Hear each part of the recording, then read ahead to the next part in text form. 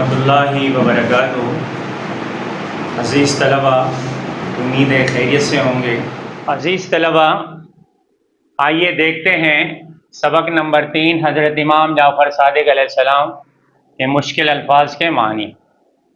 لفظ معنی پیڑھیے، پشت یا نسل، فقیہ فقہ کا علم جاننے والا، چھنڈ چھان چھان بین، تھمبو ستون، کھوٹے کھودنا، متھس اوپر یا اس پر، سلی تنکا یا دانہ، کچہری مجلس یا محفل، مرکندے مسکراتے، اوندھا اندھیرا، گھٹین گلیوں، وڻ درخت، پرایاؤں حاصل کی، ڈنل دی ہوئی، کھڈ گڑھا، وانگر کی طرح، فاسق جھوٹا یا گنہگار، جبل پہاڑ۔